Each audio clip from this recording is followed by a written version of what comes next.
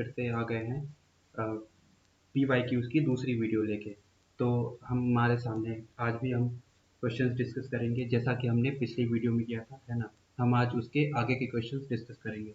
तो चलिए शुरू करते हैं, अपना टाइम नहीं वेस्ट करते हैं, क्वेश्चंस को करना शुरू करते हैं।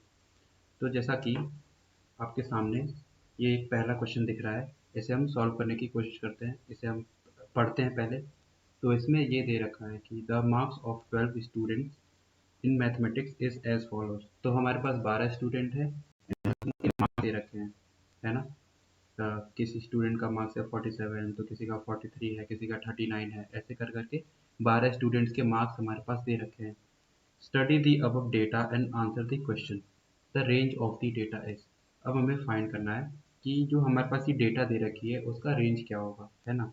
तो सबसे पहले हम इस डेटा को ऑर्गेनाइज तरीके से लिखते हैं। इसे हम असेंडिंग ऑर्डर में लिख लेते हैं। तो असेंडिंग ऑर्डर का मतलब छोटी वैल्यू से शुरू करो एंड बड़ी वैल्यू तक लिखो। तो लिखते हैं हम इसे असेंडिंग ऑर्डर में। तो सबसे छोटी वैल्यू है इसकी 29, 29 के बाद 30, 30 के बाद 35, फिर 35, उसके बाद 37, फिर 39, फिर 41, 43, 43, 46, 47 एंड 49। हमने इन 12 मार्क्स को, 12 डेटा को असेंडिंग ऑर्डर में लिख लिया, अरेंज करके लिख लिया। अब रेंज में बताता हूँ। रेंज जो होता है, range range is the difference of highest value to the lowest value. यानी हाईएस्ट वैल्यू जो होगी, हाईएस्ट वैल्यू और लोएस्ट वैल्यू का डिफरेंस होता है ना। तो आपको हाईएस्ट वैल्यू पता है।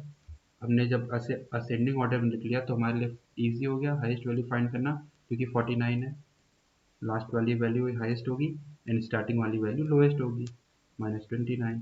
इनका डिफरेंस आप लोगे तो वो 20 के बराबर आ जाएगा। यानी इस जो हमारे पास डेटा है उसका रेंज आ गया 20। तो option number 3 is correct. I hope ये क्वेश्चन आपको समझ में आया होगा, काफ़ी इजी है। आओ नेक्स्ट क्वेश्चन डिस्कस करते हैं।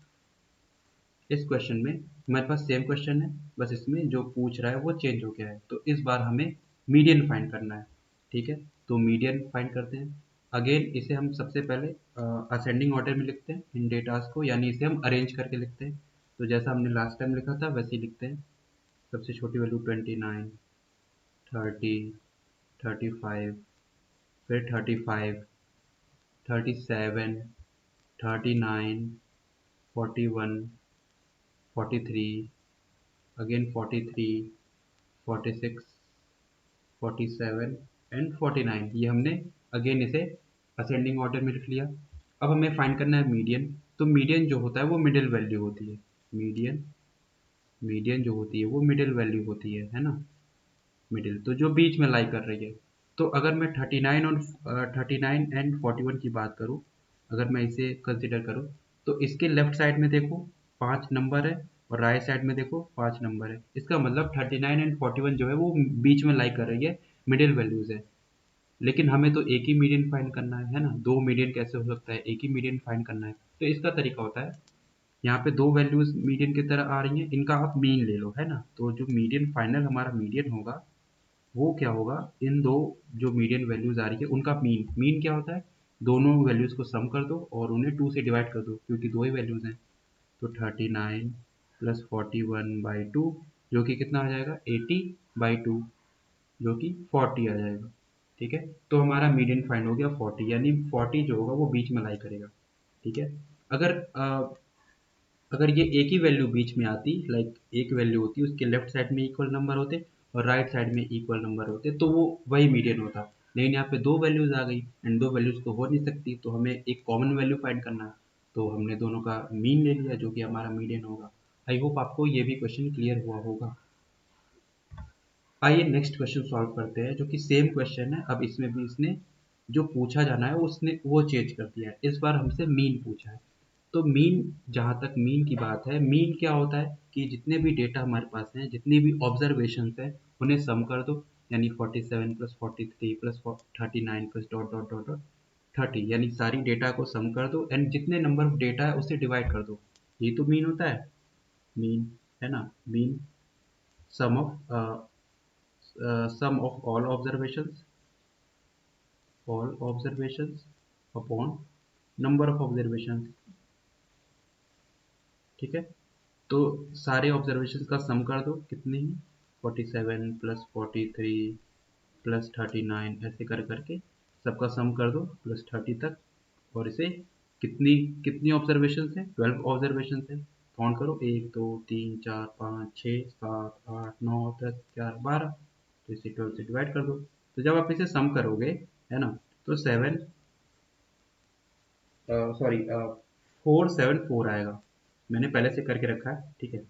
474/12 जब आप इसे सॉल्व करोगे, मतलब इसे डिवाइड करोगे, तो ये 39.5 आएगा। ठीक है, तो ये इसका मीन हो गया। मीन सिंपली होता है सारी ऑब्जर्वेशंस को सम कर दो एंड जितनी ऑब्जर्वेशन है उसे डिवाइड कर दो। तो इसका मीन आ गया 39.5, जो कि थर्ड वाला ऑप्शन हमारा सही होगा।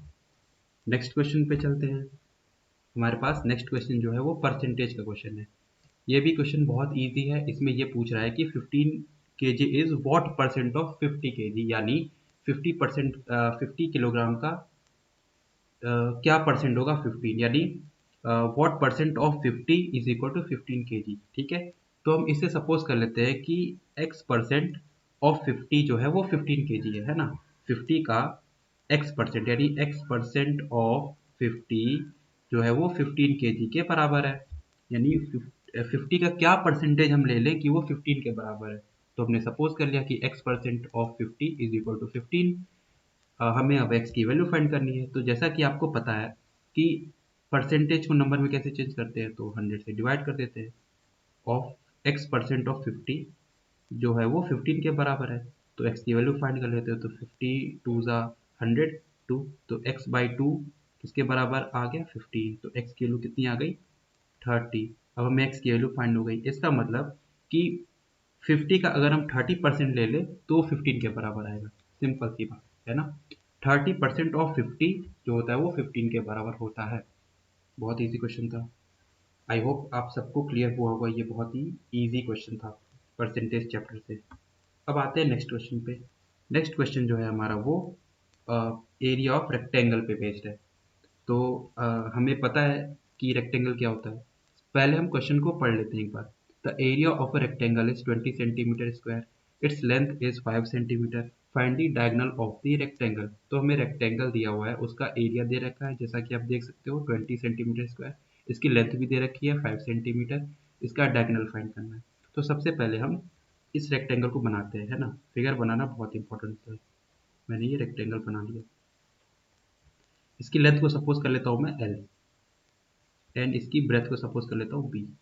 ठीक है, एंड अब पता है एरिया इसका क्या होता है। एरिया जो होता है, जिसे मैं ए से दिखा देता हूँ, L into B, length into breadth, है ना, जो कि दे रखा है हमें कितना 20 सेंटीमीटर स्क्वायर। ठीक है, इसकी लेंथ भी दे रखी है, इट्स लेंथ इज 5 सेंटीमीटर। ठीक है, तो हम इस लेंथ को यहाँ पे रखते हैं इस एरिया की फॉर्मूला में। तो 5 centimetre of B is equal to 20। तो बी कितने आ जाएगा, यहाँ से हमें ब्रेथ फाइंड हो जाएगा कितना, 5 4 ज़ा 20, 4 सेंटीमीटर। अब हमें ब्रेथ भी पता चल गई एंड लेंथ तो हमें ऑलरेडी दी हुई है। अब इसका डायगोनल कितना होता है, दिस वन इज डायगोनल, जो कि होता है स्क्वायर रूट में L square plus B square, है ना। डायगोनल जो होता है वो स्क्वायर रूट पे L square plus B square होता है। क्योंकि ये राइट एंगल ट्रायंगल बन रहा है एंड पाइथागोरस थ्योरम की हेल्प से आप ये वाली साइड फाइंड कर सकते हो। एल हमें पता है 5 सेंटीमीटर, है ना। 5 का स्क्वायर 25 प्लस बी हमें पता है 4, 4 का स्क्वायर 16। दोनों को ऐड करोगे तो स्क्वायर रूट में 41 आएगा, है ना। तो डायगोनल इसकी कितनी आ गई, square root of 41। Square root of 41 centimetre इसकी डायगोनल है। तो ये ऑप्शन सही होगा, सेकेंड वन। क्लियर है। नेक्स्ट क्वेश्चन पे चलते हैं हम। हमारे पास ये क्वेश्चन है, इस क्वेश्चन को हम पढ़ते हैं। इसमें दे रखा है कि the carpet of size 3 metre into 7 centimetre has a border of red colour. The width of the border is 25 centimetre. The inner part of carpet has blue colour. The area of the blue colour is. अब मैं इस question को आपको समझाने की कोशिश करता हूँ। तो ये हमारे पास कारपेट है, बड़ा सा, है ना, ये कारपेट। इसकी लेंथ दे रखी है 7 मीटर एंड इसकी ब्रेथ दे रखी है 3 मीटर। तो मैं इसे यहाँ बनाता हूँ इस कारपेट को।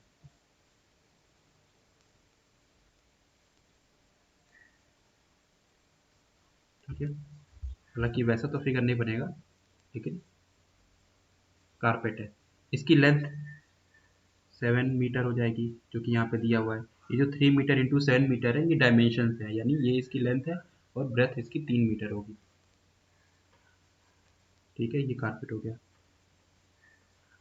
Which has a border of red colour, तो इसका बॉर्डर यही है ना, बाउंड्री, ये जो है इसकी बाउंड्री है, जो कि कैसी है, रेड कलर की है ना, रेड कलर की है। The width of the border is 25 centimetre, तो इसकी जो बॉर्डर है उसकी चौड़ाई, विथ मतलब क्या होता है, चौड़ाई, तो चौड़ाई यही है, ये पार्ट, ये पार्ट हर जगह सेम होगी चौड़ाई इसकी। ठीक है, जो है इसकी विथ है, ये कितनी दे रखी है, 25 सेंटीमीटर। इसे हम मीटर में कन्वर्ट कर लेते हैं, क्यों, क्योंकि हमारा पूरा आंसर मीटर में है ना, मीटर स्क्वायर, तो हम सारे डेटा को मीटर में चेंज कर लेते हैं। तो इसकी विथ जो है वो 25 सेंटीमीटर है, जैसे हम मीटर में चेंज करेंगे तो 100 से डिवाइड करेंगे, तो ये इसकी विथ आ जाएगी 0.25 मीटर, है ना, इसकी विथ हो गई। अब हमें फाइंड करना है कि the inner part of carpet has blue colour, तो कारपेट का इनर पार्ट कौन सा है, ये पार्ट, ये पार्ट, ये अंदर वाला जो रेक्टेंगल है, इसका पूरा जो पार्ट है वो इसका इनर पार्ट है, जो कि ब्लू कलर का है। ये जो अंदर का पार्ट है वो ब्लू कलर का है। तो हमसे पूछ रहा है area of the blue colour, तो ब्लू कलर का एरिया कितना होगा, तो सिंपल है, हम इस छोटे वाले जो अंदर वाला रेक्टेंगल है उसका एरिया फाइंड कर लें, वही एरिया ऑफ ब्लू कलर होगा, क्योंकि जो ब्लू कलर है इस छोटे वाले रेक्टेंगल में फैला हुआ है। तो इसके लिए हमें इस छोटे वाले रेक्टेंगल की एरिया फाइंड करना पड़ेगा। अब छोटे वाले रेक्टेंगल का एरिया फाइंड करने के लिए हमें इस छोटे वाले रेक्टेंगल का लेंथ पता होना चाहिए एंड ब्रेथ पता होना चाहिए, तो वो इजीली फाइंड आउट हो जाएगा। कैसे, अगर हम इसका लेंथ फाइंड करना चाहें तो आपको ये पता है कि इतना पार्ट 0.25 मीटर है, इतना भी पार्ट 0.25 मीटर है। अगर हम दोनों को ऐड कर दें और 7 में से माइनस कर दें, इसे और इसे माइनस कर दें, तो हमें इस छोटे वाले रेक्टेंगल का लेंथ पता चल जाएगा, जिसे हम एल डैश से दिखा देते हैं। ठीक है, तो वो कितना हो जाएगा, बड़े वाले रेक्टेंगल की लेंथ में से, यानी 7 माइनस ये 0.25 जो कि ऐड होके 0.5 होगा। ठीक है, माइनस कर दिया तो आ गया ये 6.5 मीटर आ गया इस अंदर वाले रेक्टेंगल की लेंथ। सेम काम हम ब्रेथ निकालने के लिए करेंगे, इसकी ब्रेथ को हम बी डैश से दिखा देते हैं। ये क्या हो जाएगा, बड़े वाले रेक्टेंगल का ब्रेथ माइनस 0.25 प्लस 0.25 जो कि 0.5 आएगा, ये कितना हो जाएगा 2.5 मीटर, है ना। इस अंदर वाले की लेंथ पता चल गई एंड हमें ब्रेथ पता चल गई। अब अंदर वाले का एरिया कितना हो जाएगा, एरिया ऑफ दैट छोटा वाला रेक्टेंगल, लेंथ इंटू ब्रेथ, तो ये हो जाएगा 6.5 इंटू 2.5, जो कि आप सॉल्व करोगे तो ये 16.25 के बराबर आएगा, 16.25 मीटर स्क्वायर, एंड 4 ऑप्शन से मैच करता है। तो ये था, इजी क्वेश्चन था, आई होप कि आपको समझ में आया होगा। तो 16.25 मीटर स्क्वायर के एरिया में ये पूरा ब्लू कलर है। आते हैं नेक्स्ट क्वेश्चन पे। फिर से परसेंटेज का क्वेश्चन आ गया और बहुत ही इजी क्वेश्चन है। इस क्वेश्चन में पूछ रहा है कि if x% of 27 is equal to 10% of 72, then the value of x is। तो 24 का x% जो है वो किसके बराबर है, 72 के 10% के बराबर है। तो हम इसे लिखते हैं, इस क्वेश्चन को as it is, x% of 24 ये किसके बराबर है, 10% ऑफ 72। हमें x की वैल्यू फाइंड करनी है, तो मैंने बताया कि परसेंटेज को नंबर में चेंज करने के लिए क्या करते हैं, 100 से डिवाइड कर देते हैं। ऑफ का मतलब मल्टीप्लीकेशन, ठीक है, x by 100 into 24 is equal to 10 by 100 into 72, है ना। देखो 100 से 100 तो कट जाएगा क्योंकि मल्टीप्लीकेशन में है, ठीक है, एंड 24 से 72 कट जाएगा 3 टाइम्स में, ठीक है। तो x की वैल्यू कितनी आ गई, 10 इंटू 3 जो कि 30, यानी 30% ऑफ 24 जो होगा वो किसके बराबर होगा, 10% ऑफ 72 के बराबर होगा। तो x की वैल्यू 30 आ गई। बहुत ही इजी क्वेश्चन था, जो कि हमारा ऑप्शन नंबर 1 सही होगा। आई होप ये भी क्वेश्चन आपको क्लियर होगा। नेक्स्ट क्वेश्चन पे आते हैं। अब इसमें हमारे पास लिस्ट ए और लिस्ट बी दिया हुआ है। लिस्ट 1 में हमारे पास क्वेश्चंस हैं एंड लिस्ट बी में उनके सॉल्यूशंस दे रखे हैं। तो हम आइए एक एक करके सॉल्व करना शुरू करते हैं। तो सबसे पहले ए को देखते हैं। ए वाला क्या है, 2x plus 5 is equal to 15 के बराबर। ये तो बहुत ही ईजी लीनियर इक्वेशन है। x की वैल्यू फाइंड करते हैं, क्या होगा, तो 15 को मैं उस साइड भेजूँ, सॉरी 5 को मैं उस साइड भेजूँ, तो 15 माइनस 5 10 के बराबर होगा। तो 2x की वैल्यू 10 आ गई, तो x की वैल्यू कितनी आ गई 5। 2 5 ज़ा 10 होता है ना, x की वैल्यू 5 आ गई। ठीक है, तो किससे मैच कर रहा है ये, x की वैल्यू 5, यानी a वाला जो है वो 3 से मैच कर रहा है। तो a किससे मैच कर रहा है, 3 से मैच कर रहा है। नेक्स्ट क्वेश्चन करते हैं, बी वाला करते हैं, बी दिस वन। तो ये भी बहुत इजी लीनियर इक्वेशन है। क्या दिया हुआ है, x प्लस 3 जो है वो -7 के बराबर है। तो यहाँ से x की वैल्यू क्या फाइंड हो जाएगी, 3 को उस साइड भेज दो आप, तो -3, तो -7 और -3 -10 हो जाएगा। x की वैल्यू -10 के बराबर आ गई। अब इसमें देखते हैं कौन से ऑप्शन से मैच कर रहा है, तो फर्स्ट ऑप्शन से मैच कर रहा है, यानी बी की वैल्यू किससे मैच हो रही है, 1 से। बी की वैल्यू 1 से मैच हो रही है। ठीक है, अब देख लेते हैं, दो ही करने की जरूरत है, 3 और 4 हमारा काम दो में ही हो जाएगा। अब देख लेते हैं किस ऑप्शन में A3 है और B1 है। तो A3 A3 B4 है इसमें, तो ये नहीं होगा। A3 और B1, देखो 3 वाला ऑप्शन अगर हम देखें तो इसमें दो मैच कर गया है ना, तो यही ऑप्शन, ये ऑप्शन सही होगा। बाकी दो को सॉल्व करने की जरूरत नहीं है, क्योंकि हमें, हम ऑप्शन ऑप्शन को ही देख के पता लगा लिए कि कौन सा सही हो सकता है। ठीक है, तो हमारा ये हो जाएगा। बाकी आप अगर नहीं समझ में आ रहा है तो आप दो को सॉल्व कर सकते हो, है ना, बाकी दो को भी सॉल्व करो एंड इससे मैच करो, तो आपका ये ऑप्शन मैच कर जाएगा 3 वाला। इज दैट क्लियर, बहुत इजी क्वेश्चन है। अब आते हैं नेक्स्ट क्वेश्चन पे, जो कि हमारे पास ये दे रखा है। इसमें क्वेश्चन में ये बोल रहा है कि the mean of 3 consecutive odd integers is 27, the largest among the integers is. अब हमें तीन इंटीजर जो कि कॉन्सिक्यूटिव है, मतलब जैसे एक 3 इंटीजर हो गया ऑड इंटीजर, उसके बाद दूसरा ऑड कौन सा आता है 5, उसके बाद 7, है ना। तो ऐसे 3 कॉन्सिक्यूटिव ऑड इंटीजर्स का जो हमें मीन दे रखा है वो 27। अभी कुछ क्वेश्चंस पहले मैंने आपसे मीन डिस्कस किया। मीन क्या होता है, सारे ऑब्जर्वेशंस का सम कर दो, यानी सारे नंबर्स का सम कर दो और जितने नंबर्स है उसे डिवाइड कर दो। तो 3 कॉन्जिक्यूटिव इंटीजर्स हैं। कॉन्जिक्यूटिव इंटीजर्स क्या होते हैं, जैसे कि मान लो 3 है, 3 के बाद कौन सा ऑड इंटीजर आता है 5, है ना, 5 के बाद कौन सा इंटीजर आता है 7। तो ये तुम्हारे 3 ऑड कॉन्जिक्यूटिव इंटीजर्स हो गए, है ना। अगर इंटीजर्स की बात करें, जैसे 1 हो गया, 1 के बाद कौन सा इंटीजर आता है 2, फिर 3, ऐसे एक के बाद एक जो आते हैं वो कॉन्जिक्यूटिव कहते हैं इन्हें। ठीक है, क्योंकि ये ऑड कॉन्जिक्यूटिव इंटीजर है, तो 3 के बाद कौन सा ऑड नंबर आता है 5, उसके बाद कौन सा आता है 7, है ना। तो अगर इसे हम जनरल फॉर्म में लिखें तो इसका जनरल फॉर्म होता है, ऑड नंबर को हम इस फॉर्मेट में दिखाते हैं। अगर पहला ऑड नंबर 2x प्लस 1 है, तो इसके बाद कौन सा आएगा, उसमें 2 2 ऐड करते जाओ, तो दूसरा आ जाएगा 2x प्लस 3, फिर 2 इसमें ऐड करो 2x प्लस 5। तो ये 3 ऑड कॉन्जिक्यूटिव इंटीजर हम ऐसे लिख सकते हैं। पहला ऑड कॉन्जिक्यूटिव नंबर ये, दूसरा ये, तीसरा ये, तीनों कॉन्जिक्यूटिव है, इसे हम ऐसे दिखाते हैं। अब इनका क्या दे रखा है, मीन दे रखा है। तो मीन क्या होता है, इन तीनों का सम करो, यानी मीन क्या होता है, इन तीनों का सम करो, 2x plus 1 plus 2x plus 3 plus 2x plus 5, इन तीनों का सम करो और कितने हैं उसे डिवाइड कर दो। 3 है तो 3 से डिवाइड कर दो। मीन किसके बराबर दे रखा है, 27, 27 के बराबर है। तो सॉल्व कर लेते हैं, 2 2 2 कितना हो जाएगा 6x प्लस 9 अपॉन 3, ये किसके बराबर है 27। तो 6x प्लस 9 ये किसके बराबर आ जाएगा, 27 इंटू 3 81।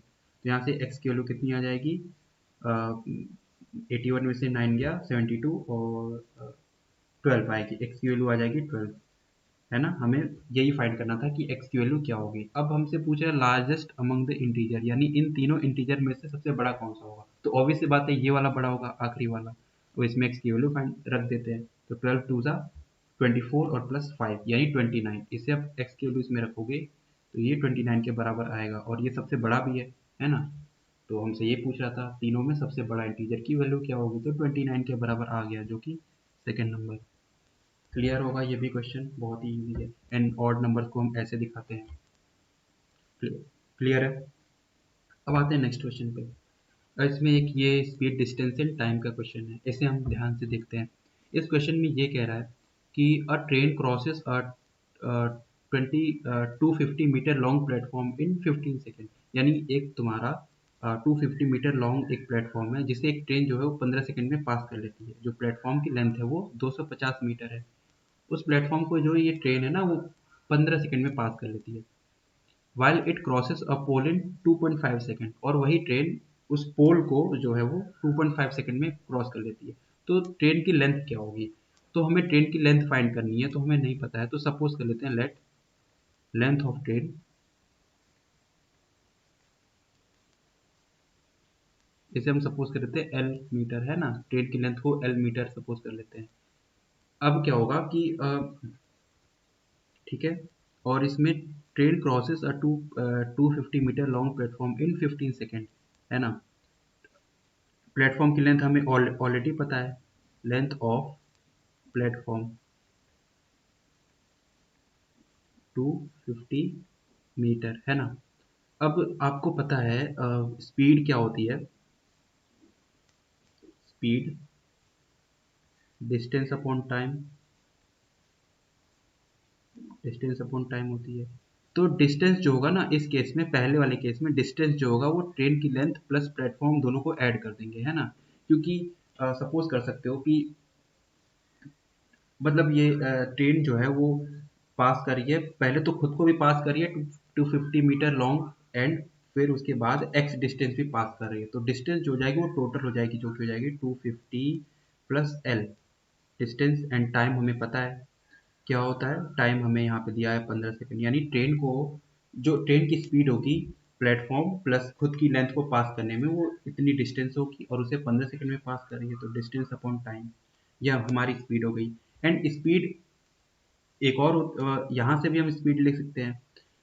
ट्रेन जो है वो एक पोल को पास कर रही है, तो पोल की तो जो लेंथ होती है वो नेग्लेजिबल होती है, पोल की तो कोई लेंथ कंसिडर नहीं करेंगे। तो इसे हम ऐसे देख सकते हैं कि पोल जो है वो ट्रेन को पास कर रहा है भाई। ट्रेन पोल को पास करे या पोल जो है वो ट्रेन को पास करे, बात तो एक ही है, ऐसा होता नहीं है, लेकिन मतलब पोल की लेंथ जो है वो नेग्लेजिबल है। तो पोल जो है उस ट्रेन को पास करने में कितना टाइम, उसकी स्पीड क्या होगी, वो भी वहां से भी हम स्पीड निकाल सकते हैं। स्पीड ऑफ ट्रेन जो इसकी डिस्टेंस है, मतलब लेंथ ऑफ ट्रेन जो कि एल है, और टाइम हमें पता है 2.5 सेकेंड। तो स्पीड ये भी है ये भी है, दोनों स्पीड सेम ही होगी, क्योंकि एक ही सिनेरियो में दो स्पीड हो नहीं सकती है ट्रेन की, है ना। तो दोनों सेम स्पीड है, तो दोनों को हम इक्वल कर देते हैं। तो यहाँ से 250 प्लस एल अपॉन 15, ये स्पीड इस स्पीड के बराबर होगी एल बाई 2.5। अब इसे सॉल्व करते हैं हम, है ना। तो इसे सॉल्व करेंगे तो 25 इंटू 25, ये हो जाएगा 625 plus 2.5 L is equal to 15 L, है ना। 15 इधर इसे लेते हैं तो 12, मतलब 2.5 एल को उस साइड लेते हैं, तो 12.5 L is equal to 625, L की वैल्यू कितनी हो जाएगी 625 बाई 12.5। सॉल्व करेंगे इसे, ये कितना हो जाएगा, जब इसे सॉल्व करेंगे तो ये 50 के बराबर आएगा, है ना, 50 मीटर। तो जो ट्रेन की जो लेंथ है वो 50 मीटर के बराबर आएगी, ठीक है। आई होप कि आपको क्लियर होगा। ये थे previous year questions. Next video में हम और भी प्रीवियस ईयर क्वेश्चंस लेके आएंगे। तब तक के लिए अपनी स्टडी को पढ़ते रहो, अपनी प्रिपरेशन को अच्छी करते रहो, एंड हमारे चैनल को लाइक करो, शेयर करो एंड सब्सक्राइब करो।